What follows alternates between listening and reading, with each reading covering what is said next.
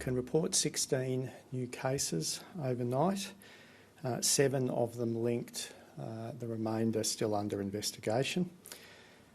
So far, none of today's cases were in quarantine during their entire infectious period, so we know at least 11 spent part of their infectious period in the community, and investigations are ongoing with the balance.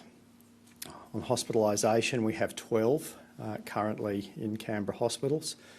2 of those are New South Wales residents. We have 2 in intensive care, both requiring ventilation.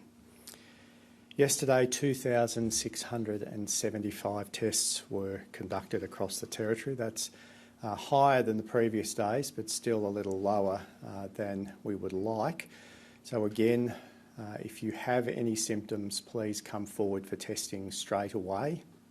Too many of our cases have been waiting days and days with symptoms before coming forward to get tested. That's why they've been infectious in the community for an extended period of time, and this would be one of the ongoing challenges of getting the number of infectious people in the community down, is the delay and the time that people are taking to come forward for testing when they've obviously got symptoms. So please, if you have any symptoms, you've got to come forward for testing. Compliance activities continue across the territory and at our borders. The Australian Defence Force are now working with ACT Police and New South Wales Police at ACT border checkpoints. Over 2,000 traffic stops were conducted yesterday. In very simple terms, you should not be moving across the ACT New South Wales border unless you have an essential reason for travel. Now's not the time to be going for a trip into New South Wales. Yesterday, over 3,000 first doses were administered at ACT government mass vaccination clinics. We're still at the point of the vaccination rollout where first doses are the majority of our daily vaccinations. There are tens of thousands of unvaccinated people still in the ACT. They are mostly younger Canberrans who have bookings but are still waiting to get their first dose of a vaccine. At this point, less than 1/3 of Canberrans aged 16 to 39 are fully vaccinated, whereas if the population aged 40 plus are now over 80% fully vaccinated. Can report that the Moderna vaccine has arrived and is available in significant quantity at local pharmacies. It's available right now for people who aren't vaccinated. Canberrans aged 12 to 59 are eligible to receive the Moderna vaccine. So if you jump online now, you may be able to get a Moderna booking today. Pharmacies right across the ACT have access to the Moderna vaccine, and there are bookings available. So jump online, you may be able to get your vaccine in the next few days if you can't get it today. Jump online, make a booking. We need you to get vaccinated. Today, ACT Minister for Skills Chris Steele and I announced a significant extension to the Job Trainer program in the ACT. This expansion will see around 2,500 additional free training places available.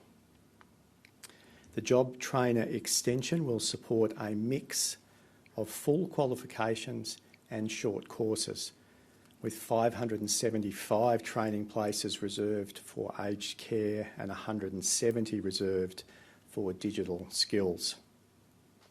The new funding will also support Canberrans who struggle to find a job, including those who've been out of work for an extended period.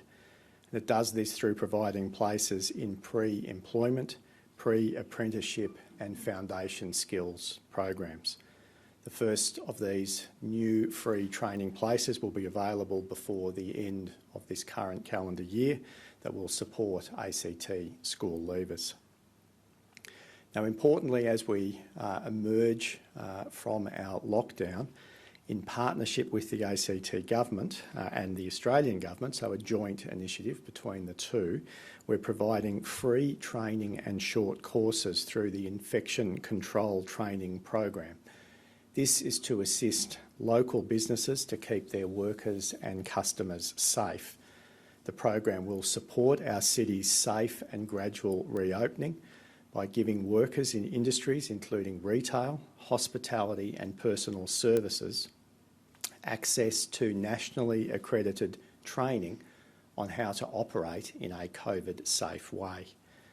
The expanded Job Trainer program and our continued investment in skills are an important part of meeting emerging workforce challenges as we emerge from the pandemic.